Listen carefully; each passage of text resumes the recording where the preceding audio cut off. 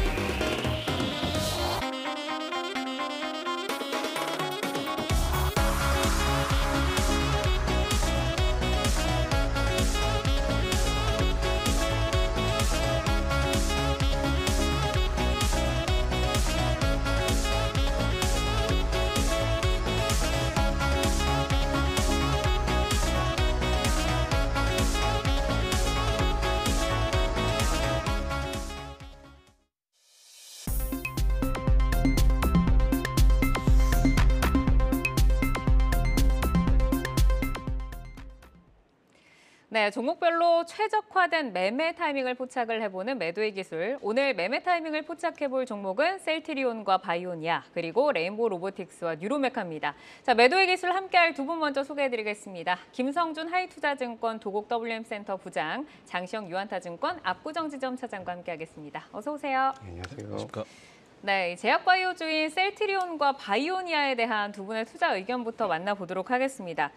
자, 셀트리온 같은 경우에는 김성준 부장, 장시영 차장 모두 고 신호를 주셨고요. 바이오니아는 지금 두 분의 신호가 엇갈렸네요. 김성준 부장께서는 스탑, 장시영 차장은 고 신호를 주셨는데 셀트리온부터 질문을 좀 드려보도록 하겠습니다.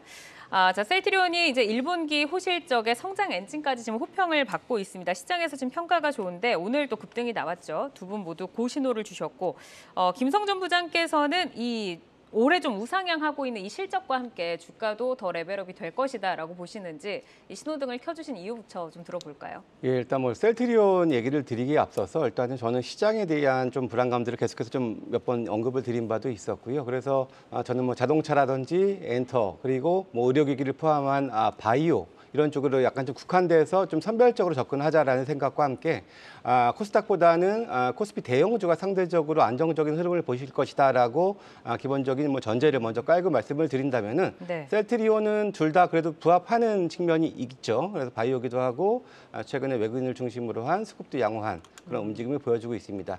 실적적인 측면에서도 뭐 올해 상당히 좀 기대가 되는 부분들도 있고요. 모멘텀도 상당히 좀 많이 있는데요. 먼저 모멘텀부터 본다면은 5월 말에 슈미라 시밀러인 유플라이마의 승인이 좀 기대를 되고 있고 네. 또 7월경에는 또 제품 런칭까지 모멘텀도 기대를 해볼 만하고요. 또한 또 10월에는 수익성이 가장 높은 램시마 SC의 미국 승인에 대한 기대감까지 지금 가지고 있는 상황이고 더불어서 연내 5개 정도의 추가적인 신규 파이프라인이 폼모커가 신청이 이루어질 것으로 보여지는 그런 상황입니다. 그래서 또 올해 1분기에서도 일단 일회성 비용이 있었는데요. 이게 이제 다음부터는 별로 이제 나오지 않을 것으로 미비할 것으로 좀 보여지기도 하고요. 그래서 올해 연간으로는 매출액 2조 5천억 정도, 영업이익도 한 8천억 되면은 이게 창사 이래 최고 매출, 최대 영업이익 정도 수준이 되거든요. 그렇다면은 다소 조금 불안정한 시장 속에서도 그래도 셀트리온은 좀 더 강한 흐름을 보일 그런 개연성이 높지 않겠냐 이렇게 보고 있습니다. 그러니까 시장이 지금 불안정성이 강하기 때문에 좀 소형주보다는 대형주 그리고 이제 실적이 나오는 종목을 조금 선호를 하시는데 그 가운데서 이제 모멘텀들도 여러 가지 갖고 있고 실적도 나오기 때문에 이제 고사인을 주셨다라고 하셨는데 장시영 차장께는 이제 공시 하나 확인을 좀 하고 가도록 하겠습니다. 이제 미국 의료기기 업체 박스터 인터내셔널의 바이오 사업부 인수 추진 철회를 이제 공시를 했는데 이 부분이 나왔음에도 불구하고 오늘 주가는 강했거든요. 그럼 주가에 좀 방해를 하는 요소는 아닌 건가요? 아니요, 이게 철회됐다라는 뉴스가 오히려 긍정적으로 좀 작용을 했었을 수도 있어요. 그러니까 뭐 물론 이제 그 미국의 이제 박스터 그 제약회사를 인수를 했다면 어차피 셀트리온의 제품을 미국 내에서 직접 현지 조달을 해서 생산을 해야겠다라는 어떤 목표를 가지고 계획을 가지고 M&A를 시도를 했지만 이게 금액 자체가 5조 원이 넘어가는 금액입니다. 셀트리온 입장에서도 자체 조달을 할 수도 있겠지만 유상증자라든지 다른 쪽에서 어떤 자본 조달 이슈도 충분히 있었다라는 거거든요. 그러면 그런 부분들도 어떻게 보면 주가에 그동안 부담이었을 수도 있습니다. 그래서 만약 현지 조달을 한다고 한다면 사실 단가라든지 이익 측면에서는 유리를 하지만 앞서 말씀드린 대로 당장의 5조 원이라는 M&A 자금 자체가 회사에 부담이 될 수도 있었는데 이게 철회가 됐기 때문에 유상증자라든지 다른 기타 자본 조달 이슈에서 좀 벗어날 수 있었을 것이다라고 좀 생각을 하고 있고요. 그래서 그런 부분에 있어서 뭐 사실 굳이 미국 내 생산 거점이 없더라도 뭐 셀트리온이 자체적으로 국내에서 생산해서 셀트리온 헬스케어를 통해서 미국 내에 유통을 하는 건 문제가 없을 거라고 좀 보고 있거든요. 그래서 오히려 그런 부분들이 좀 호재로 작용한 것이 아닌가 이렇게 좀 시장에서는 판단을 하고 있는 것 같습니다. 그러니까 진출 내역이 없었던 게 아니라 뭐 유럽과 미국에서 이미 뭐 진출을 활발하게 좀 해나가고 있었던 만큼 자금 조달 이슈가 오히려 해소가 됐다라고 좀 말씀을 주셨는데 이제 셀트리온 같은 경우는 사실 조금 장기적인 투자자가 많은 종목이었잖아요. 근데 이제 최근 뭐 올해만 좀 보도록 하겠습니다. 올해만 놓고 보자고 하면은 4월 고점에 들어가셨던 분들이라면 이제 아직 수익률이 좀 마이너스 구간이실 거예요. 이제 두 분 다 보니까 계속해서 좀 유지를 하면은 수익이 날 거다라고 보실까요, 장시영 차장님? 일단은 그 최근 조정 시장이잖아요. 코스닥 네. 시장이라든지 뭐 개별 종목 시장 그리고 성장주들이 조정을 받고 있는 가운데서 제약바이오 쪽에서 셀트리온이 조금 이렇게 강세를 나타내고 시장에서 어떤 뭐 주도주는 아니지만 좀 주목을 받는다고 한다면 네.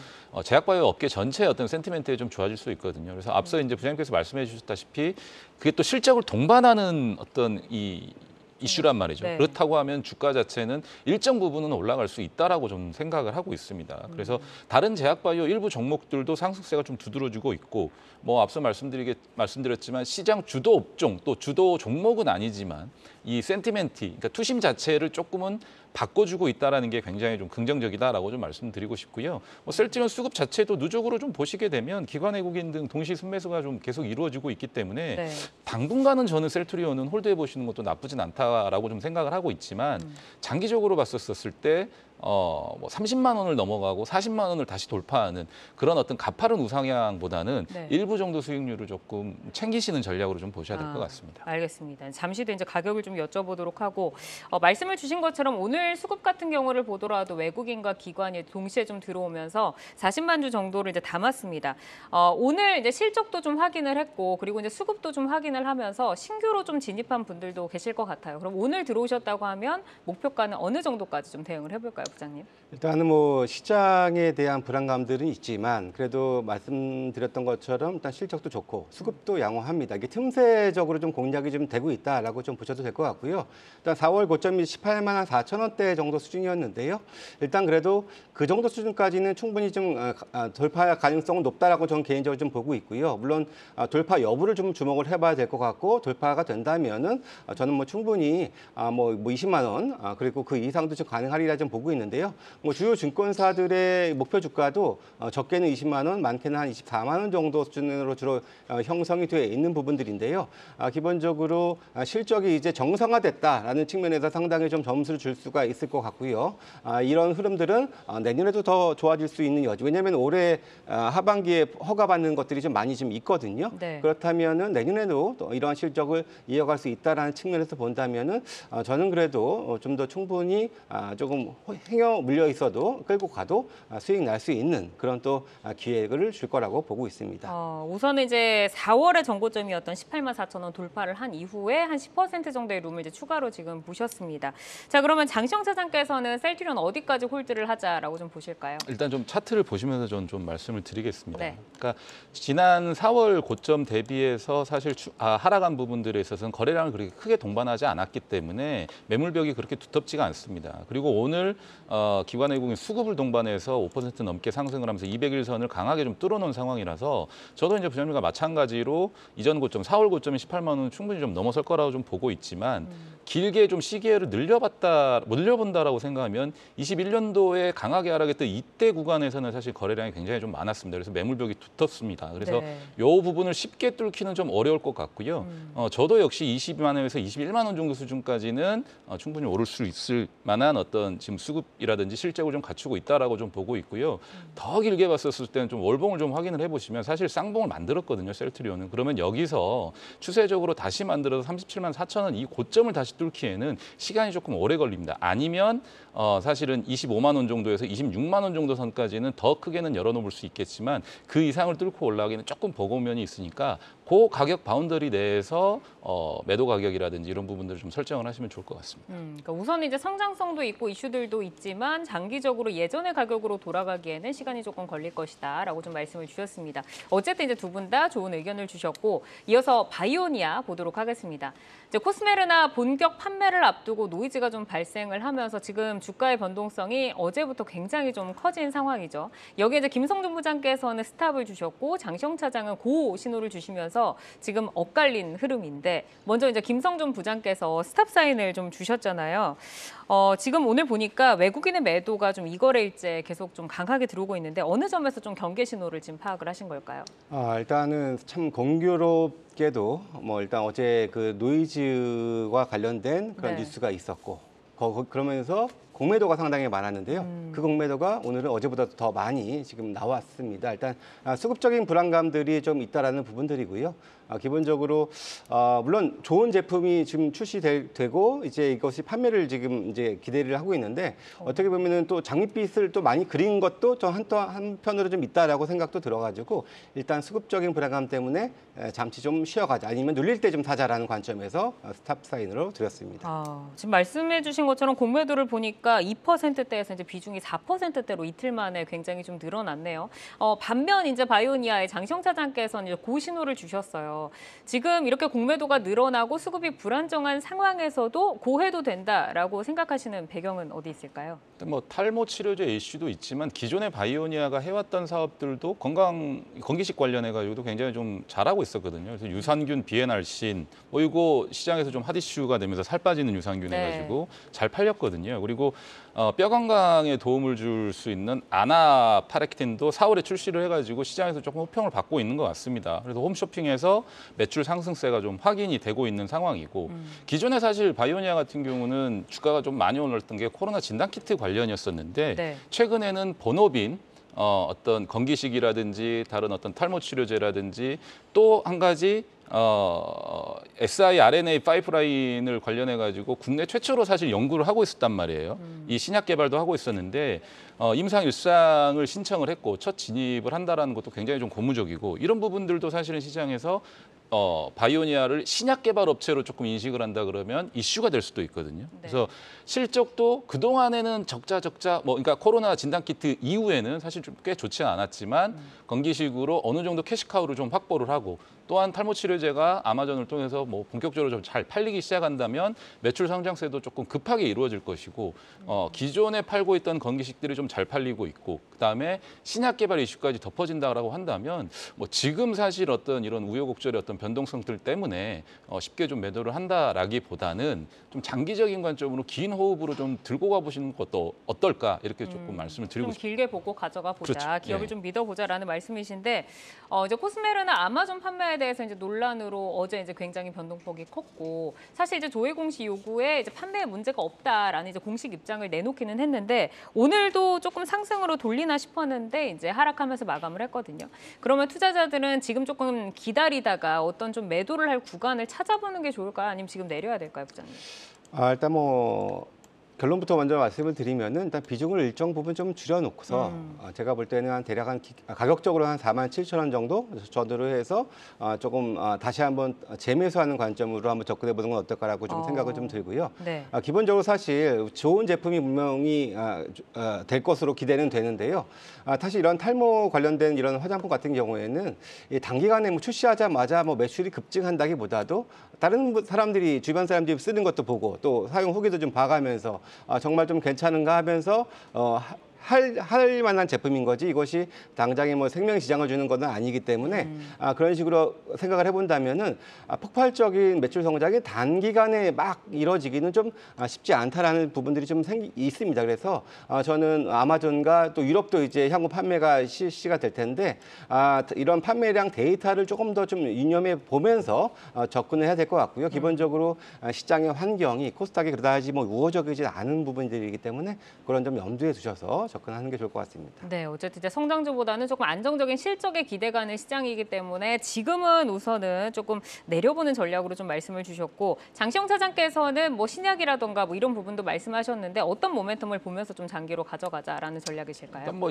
앞서 제가 말씀드린 부분들에 대한 모멘텀은 다 말씀을 드렸고 뭐 주가가 건강기능식품이라든지 뭐 탈모 치료제라든지 여러 가지 제품들이 캐시카우 역할을 할 것이다라는 점에 대해서는 뭐 확인이 된 부분이고요. 앞으로도 네. 계속해서 좀 판매가 좋을 것 같고 기술적으로 보더라도 최근에 이제 이 종목이 좀 급등하기 시작한 게 2월부터 좀 급등을 했단 말이죠. 근데 당시에 동반된 거래량 수준이 뭐 하루 이틀의 어떤 이 주가 하락의 어떤 거래량을 다 이기지는 못하거든요.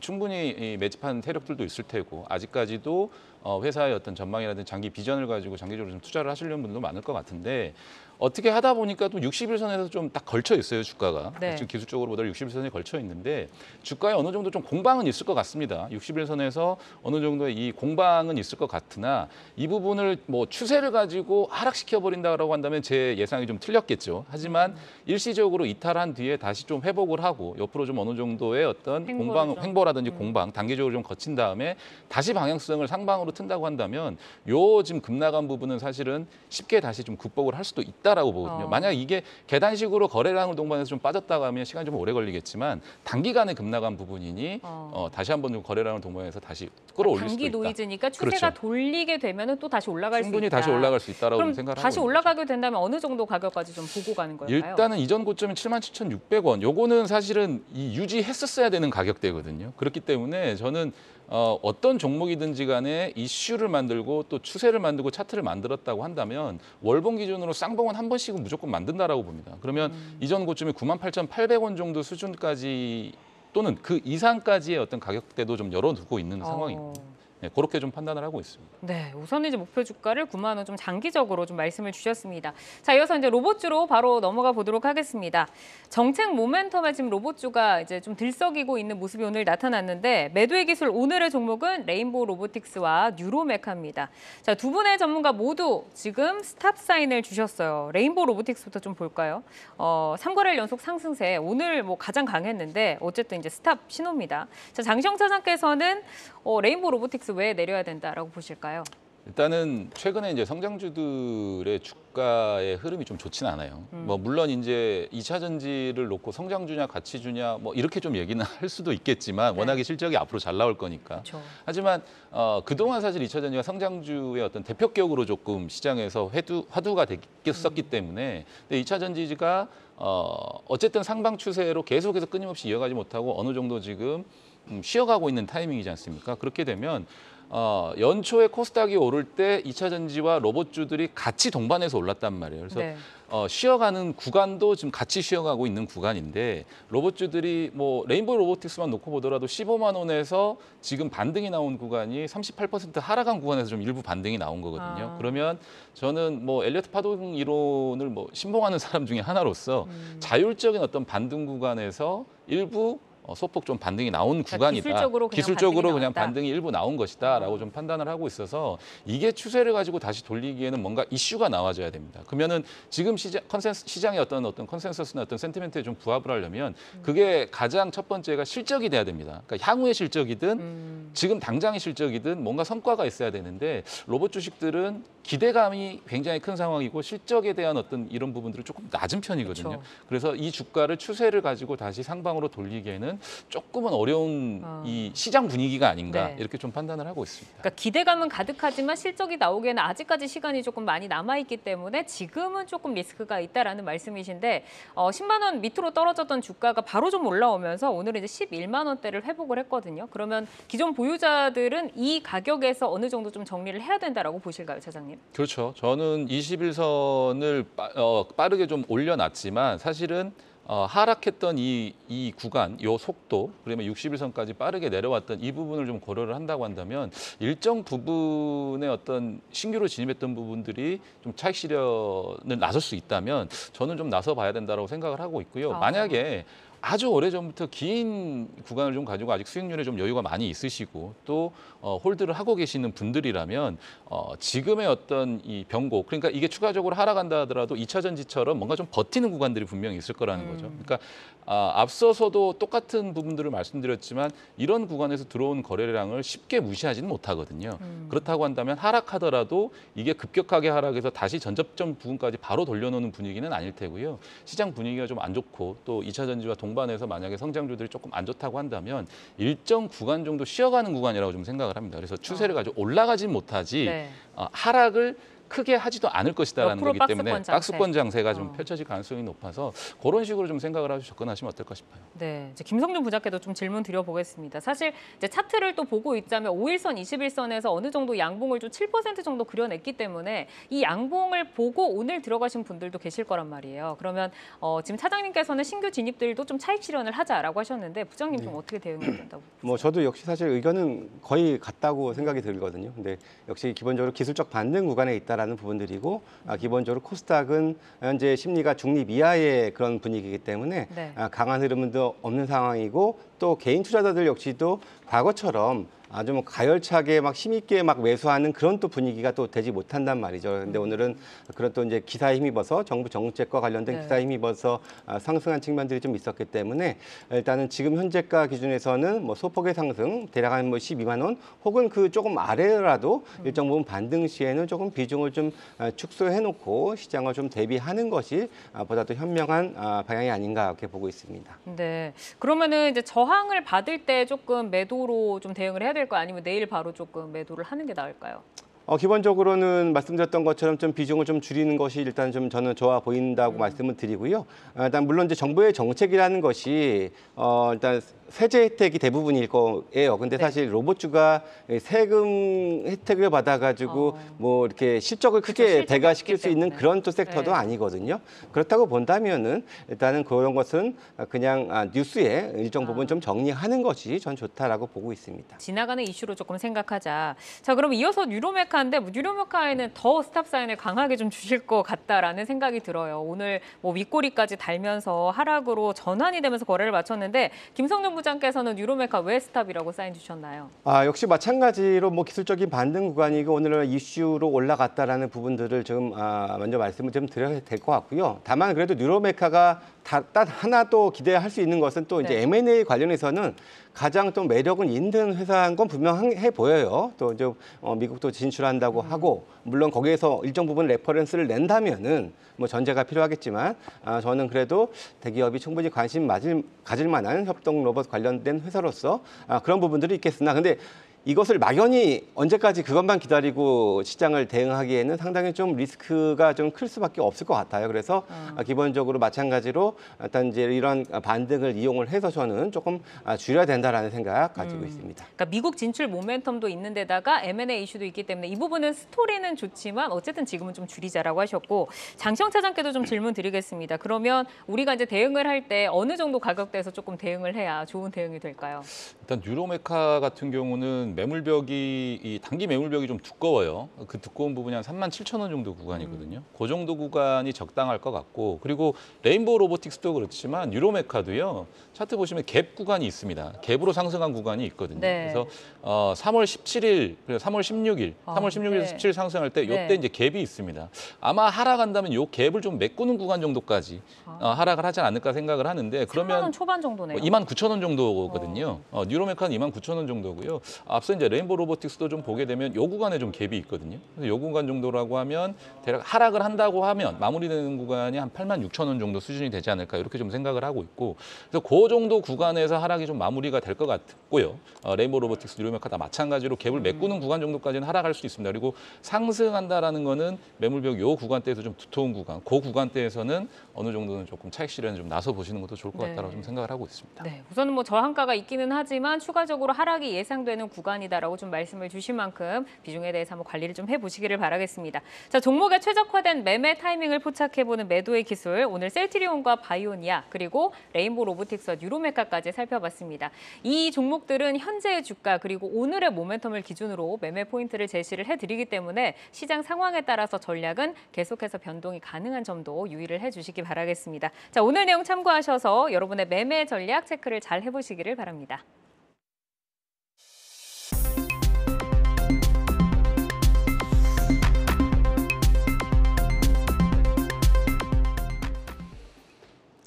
장 마감 후 4시부터 6시까지 진행되는 시간의 투자 리그, 시간의 거래 동향 만나보는 이 시각 시간의 단일가입니다. 정규장 마감 후 오후 4시부터 6시까지 10분 단위로 시간의 단일가 거래가 이뤄지는데요.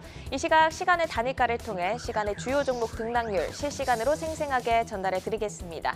그럼 이 시각 시간의 단일가 코스피 상승률 상위부터 보겠습니다. 네, 가장 먼저 나이스가 8%대 상승률 보이면서 13,760원 선 지나가고 있습니다. 뒤를 이어서 페이퍼 코리아도 6%대 상승률 보이고 있는데요. 저점 부근에서 횡보를 지속해 왔는데 시간에서는 분위기 좋습니다. 6%대 상승하고 있고요. 또 강보한 마감한 종근당 홀딩스가 3%대 상승률 보이면서 53,900원 선 지나가고 있습니다. 이어서 코스닥 상승률 상위 보겠습니다. 네, 상한가로 거래가 되고 있는 종목이 세 종목이나 있습니다. 유라테크가 9,240원 선 지나가고 있는데요. 자동차용 점화 장치를 제조하는 업체입니다. 4거래 연속 상승을 하고 있고요. 코스닥 시간의 거래에서 거래대금 2위를 기록하면서 거래가 이어지고 있고요. 잉글우드랩 그리고 코스메카 코리아 등 화장품 관련주들이 올라와 있습니다. 두 종목 모두 장 마감 후 그 실적을 공시했는데요. 잉글우드랩은 전년 동기 대비 500% 증가한 영업이익을 공시를 했고요. 코스메카 코리아는 1,400% 증가한 영업이익을 공시했습니다. 이 소식 전해지자 두 종목 모두 상한가로 직행하면서 코스닥에서 거래가 되고 있네요. 계속해서 시간의 단일가 코스피 하락률 상위 보겠습니다. 웅진 싱크빅이 가장 크게 하락하고 있습니다. 1분기 어닝 쇼크를 발표하면서 5% 하락한 2,925원 선 지나가고 있고요. 압수수색 이슈가 부담으로 작용하는 것 같네요. 유진투자증권도 2.4% 하락하면서 2,700원 선 지나가고 있습니다. 또 설탕 가격 상승이 지속적으로 관심을 받는 대한제당, 오늘 3%대 강세로 마감을 했는데 시간에서는 1.9% 하락하고 있네요. 마지막으로 코스닥 하락률 상위 보겠습니다. 인성정보가 어제 시간에서 하한가를 기록을 했었는데 오늘 코스닥 시간에서도 가장 크게 밀리고 있습니다. 1조 원 규모의 미국 헬스케어 사업 수주설로 최근 급등을 했었는데요. 한국거래소의 조회 공시 요구에 대한 답변 내용으로 최근 변동성을 키우고 있습니다. 인성정보 2.8% 하락하고 있고 또 BK홀딩스가 그 뒤를 이어서 2.5% 정도 하락하고 있습니다. 네, 이렇게 이 시간의 단일가 살펴봤는데요. 시간의 단일가 매매는 오후 6시까지 10분 단위로 매매가 체결됩니다. 모멘텀과 거래량 등 꼼꼼히 살펴보시고 시간에서도 성투 전략 세워가시길 바랍니다. 시간의 단일가 거래 동향, 잠시 후 시간의 단일가 특징주를 통해서도 전해드리겠습니다.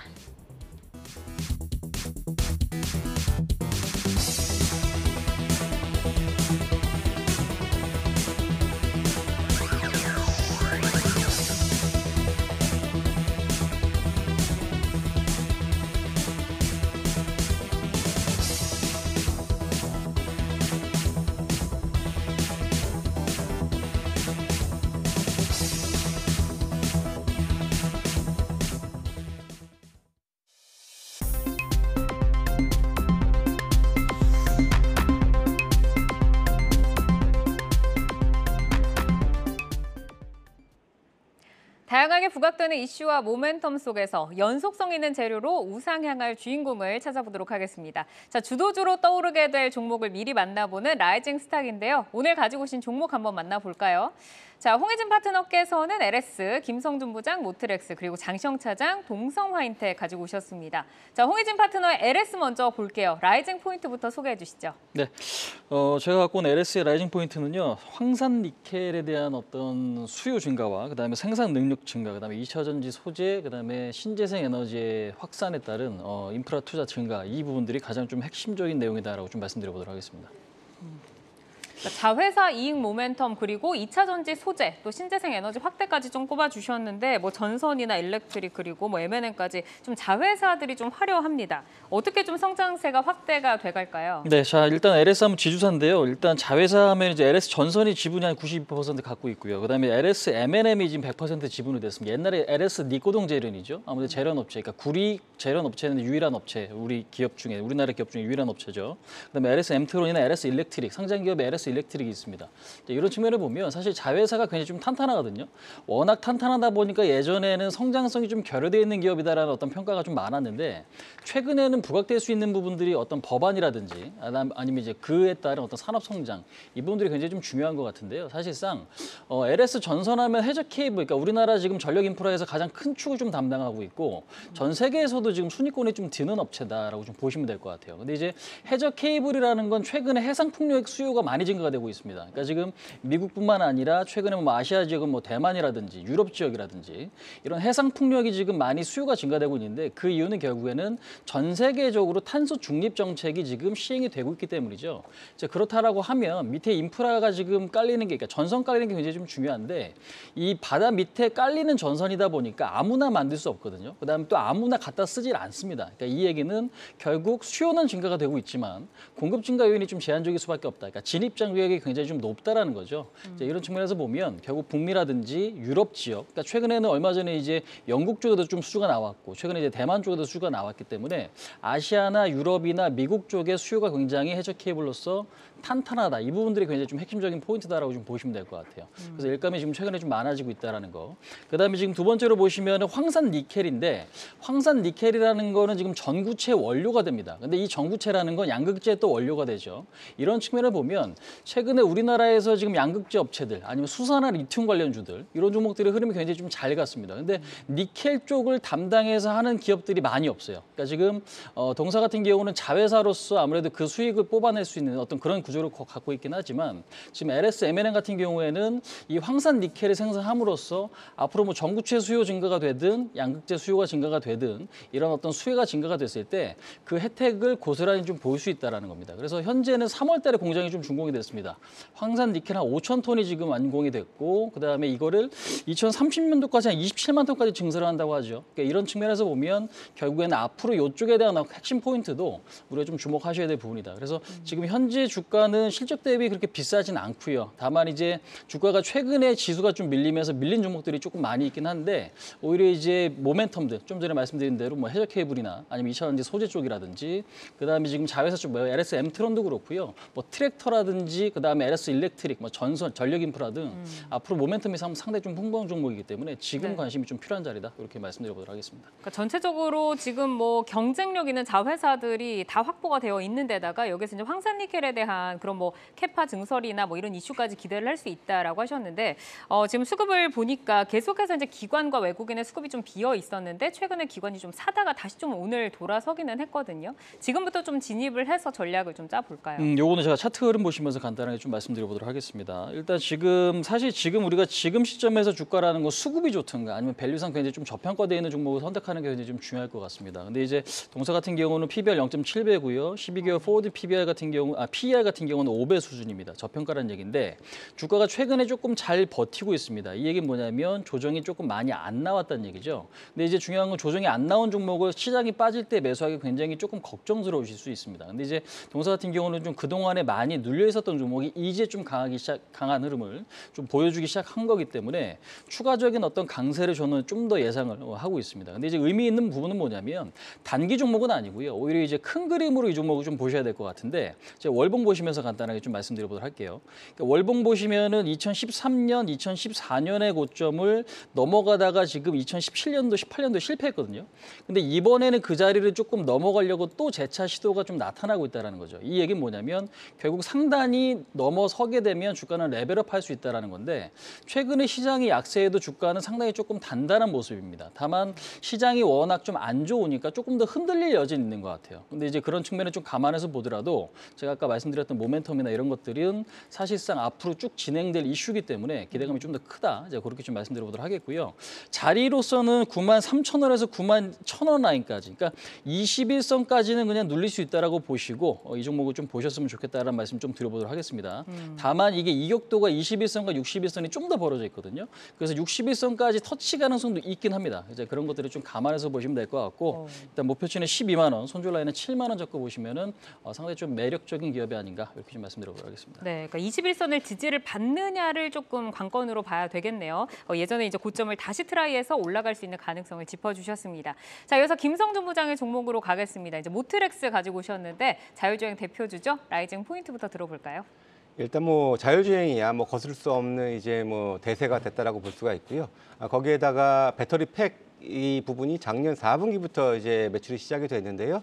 관련된 성장성이 기대가 되는 그런 회사고 대부분의 자동차 부품 회사들이 최근에 조금 실적이 개선됐다고 하더라도 5% 내외가 상당히 좀 많이 있는 반면에 작년 기준으로 10%가 넘는 영업이익을 달성할 정도로 수익성도 상당히 탄탄하다라는 것이 장점인 것 같습니다. 네, 지금 뭐 시장의 분위기가 뭐 코스닥이라던가 성장주에는 높은 점수를 주지 못한다라고 하셨지만 모트렉스 같은 경우에는 작년에 영업이익이 10% 10%대를 기록을 했기 때문에 지금 실적에 좀 이제 높은 점수를 주셨습니다. 자, 그러면은 지금 성장 모멘텀이 영업이익률 앞으로도 더 끌어올릴 수 있을까요? 네, 기본적으로 모트렉스는 뭐 자율주행 관련주기도 하고 또 차량용 인포테인먼트 관련된 그런 또 제품들을 주로 이제 양산을 하는데요. 과거에는 이제 그 옵션으로 많이 좀 나갔었는데 최근에는 이 옵션 채택률이 뭐 80%가 넘을 정도로 상당히 좀 관련된 제품들의 그런 장착률이 상당히 늘어나고 있다는 것이 수익성의 개선 요인이라고 보시면 될 것 같고요. 기본적으로 배터리 팩 관련해서는 작년 4분기부터 KG 모빌리티, 그러니까 쌍용차죠. 매출이 지금 납품이 시작이 됐고요. 근데 이것이 관련된 그런 증설을 지금 하고 있는 중에 있는데 올 하반기경에는 이제 완료가 될 것이고요. 그렇다면은 더욱더 많은 생산량 그리고 추가적인 고객사 확대까지도 기대해 볼 수 있다는 측면에서 이제는 단순히 인포테인먼트 관련 전장 부품 회사뿐 아니라 또 배터리 팩까지 EV 이런 부품까지도 더할 수 있다라는 또 장점까지 또 기대를 해봅니다. 거기에 또 오늘 또 이제 그런 뉴스들이 있었는데요. 전기차 생산 그리고 차량 그 충전기 관련해서 최대 37%까지 세액 공제 혜택을 주겠다라는 오늘 발표가 있었는데요. 네. 여기 자회사 모트렉스 EV가 이제 57%대의 지분을 가지고 있는 회사가 있는데요. 충전 사업을 하는 회사입니다. 이쪽 관련해서도 충분한 성장성이 있고요. 거기에 또 하나 100% 자회사 전진 건선 기술이라는 로봇이라는 그런 회사가 있는데요. 콘크리트 펌프카를 생산하는 회사인데 매출의 절반가량을 북미 지역에서 나오고 있는데요. 아시다시피 북미는 워낙에 인프라 투자가 지금 활성화되어 있는 부분들이고요. 추가적으로 뭐 사우디 네옴시티 향의 수주까지도 기대가 되는 부분들인데 작년에 이 전진 건설 로봇이 수익이 188억 정도라 날 정도로 상당히 수익성도 좋았습니다. 네. 그렇게 본다면은 올해 또 이익 개선도 더해줄 수 있을 것으로 기대를 해볼 수 있습니다. 네, 지금 뭐 굉장히 모멘텀이 많은데 위로 좀 매물대가 있는 것 같아요. 근데 어디까지 좀 열어두고 봐야 될까요? 일단 뭐 기술적으로 상대적으로는 뭐 양호한 움직임 보여주고 있다라고 보여지고요. 61선 부근에서는 대부분 좀 이제 반등하는 그런 흐름들을 좀 보여주고 있는 그런 상황이고요. 물론 제가 지금 이제 2만 원대 초반인데 목표가를 그렇게 아직은 뭐 시장 상황 감안해서 지난번 고점 정도 수준 2만 3천 원까지 수준을 일단 목표로 두고 있는데요. 저는 충분한 모멘텀이 있고 아직 실적 발표 이전입니다. 그렇다면은 실적 관련된 모멘텀까지 더해줄 수 있다라는 부분들도 플러스 요인으로 보시고요. 손절 가격은 19,500원으로 제시하겠습니다. 네, 전고점 돌파를 노려보자라고 말씀 주셨고 장시영 차장의 동성화인텍 가보겠습니다. 라이징 포인트 바로 들어볼까요? 일단은 분기 실적이 4분기에 좀 적자를 기록을 했는데 1분기에는 바로 흑자 전환이 예상이 됩니다. 그리고 실적의 개선세가 하반기로 갈수록 더욱 가팔라질 것이기 때문에 그동안 좀 박스권에 갇혀있던 주가가 아마 2분기, 3분기를 기점으로 좀 뚫고 다시 비상하지 않을까 이렇게 좀 생각을 하고 있습니다. 지금 뭐 영업이익 흑자 전환 예상 또 하반기에는 이익이 또 가속화될 것이다라고 하셨는데 어떤 좀 요소가 실적을 더 가속화시키게 될까요? 일단 1분기의 실적이 대략 영업이익 한 90억 정도, 100억을 조금 못 미치는 이 수치를 좀 기록을 했는데 연간으로는 5천억 이상 영업이익을 매출을 기록을 하고 영업이익은 대략 500억 원에 가까운 영업이익을 좀 기록할 것으로 보여지는데 창사 이래 최대 매출과 최대 영업이익을 좀 기록할 것으로 예상이 되고 있습니다. 1분기 실적은 조선소양 납품이 예상보다 조금 미뤄지면서 아시다시피 작년, 재작년 이렇게 해서 LNG선들에 대한 어떤 이 선박 수주가 굉장히 많았거든요. 국내 조선사들이. 그래서 국내 본행제 업체로서는 사실 한국화본과 이 두 회사밖에 없습니다. 그래서 하반기로 갈수록 이 조선 선사들에 대한 어떤 배에 대한 어떤 선사 인도가 빨라지면 빨라질수록 많으면 많아질수록 동사의 실적은 계속해서 좀 더 늘어날 것으로 좀 보여지고 있고요. 그리고 LNG 본행제 사업 외에 그 파이프 인슐레이션과 그리고 연료 탱크 사업 등이 아직 조금 마진이 좀 떨어지기는 하지만은 원자재 가격 하락, 그다음에 생산 숙련도가 올라가면서 마진율이 좀 앞으로 갈수록 대폭 개선될 것으로 좀 보여지니까 추가적인 영업이익 확보도 좀 가능할 것으로 좀 보여지고 있습니다. 알겠습니다. 더군다나 카본이 최근에 좀 불이 났습니다. 그래서 한국화본을 대체할 수 있을 만한 회사는 동성화이텍밖에 없기 때문에 그 부분도 좀 호재로 작용할 가능성이 높다라고 판단하고 유일무이한 있습니다. 회사인 점도 있고 지금 뭐 수급도 좋고 하방을 다지고 추세를 좀 돌린 것 같은데 어디까지 볼까요?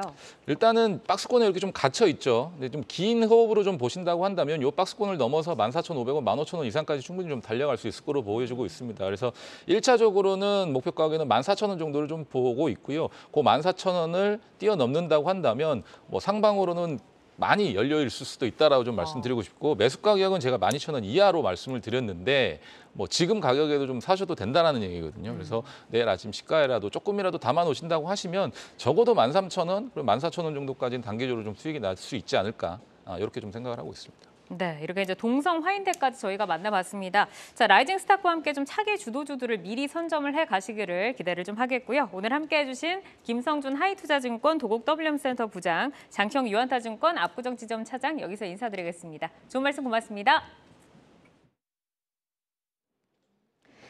시간의 단일가 거래 속 특징주들을 따라가보는 시간의 단일가 특징주 탑5입니다.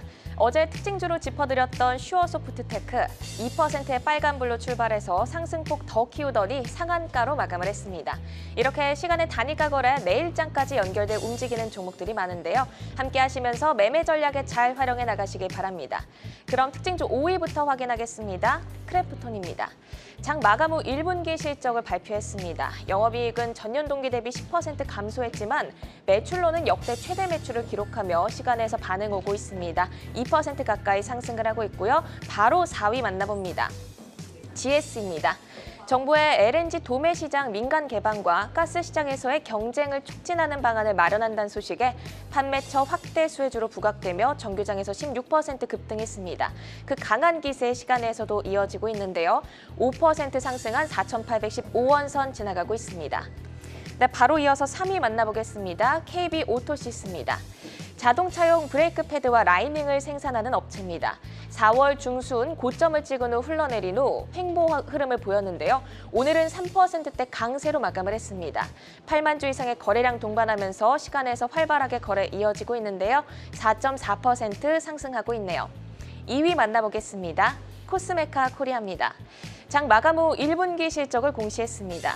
영업이익이 92억 5,400만 원으로 전년 동기 대비 1,410% 증가했는데요. 이 소식 전해지며 곧바로 상한가로 거래가 되고 있습니다. 1위 만나보겠습니다. 유라테크입니다. 또 자동차 부품주가 올라왔네요. 자동차용 점화 장치를 제조하는 업체인데요. 4거래 연속 상승을 하고 있습니다. 오늘 6%대 상승을 하면서 고점 부근에서 마감했는데 현재 시간에서 상한가로 거래가 되면서 강한 모습 보여주고 있습니다. 네, 그럼 특징주 2위 코스메카 코리아 좀 더 자세히 보겠습니다. 호실적 발표에 상한가로 거래가 되고 있는데요. 실적 모멘텀이 주가를 좀 더 이끌어줄 수 있을까요? 네.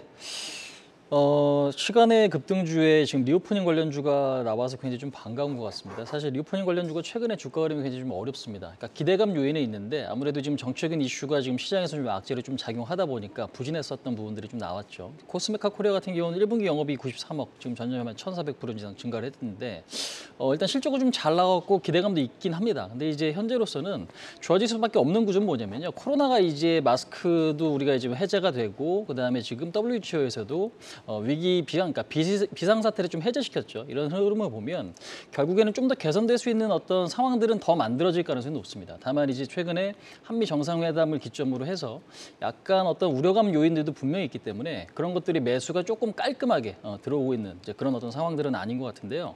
시간에 상한가가 들어갔고 최근에 실적이 좋은 종목, 오늘 실리콘2 같은 경우도 장중에 실적 발표하고 주가가 이제 급등 나왔습니다. 이제 동사 같은 경우도 그래서 기대감 요인은 상당히 좀 크다. 그런 측면에서 보면 시총이 좀 1,000억밖에 좀 되지는 않는 이제 그런 상태에서 저는 오히려 지금 오늘 시간의 상한가가 지금 물론 부담스러운 요인이 좀 될 수는 있긴 하지만 길게 봤을 때는 조금 더 이 자리 넘어와서 오히려 이제 더 좋은 모습을 보일 가능성이 좀 높지 않을까. 그래서 화장품 같은 경우는 오히려 지금 우려감과 기대감이 있긴 하지만 기대감 요인이 저는 개인적으로 좀 더 크지 않나 이렇게 좀 이야기 드릴 수 있을 것 같습니다. 네, 코스메카 코리아 짚어봤고요. 시간의 단일가 특징주 탑5 5위 크래프톤도 보겠습니다. 장 마감 후 발표한 분기 매출이 역대 최대를 기록하면서 시간에서 강세 이어지고 있습니다. 향후 주가 전망 어떻게 보실까요?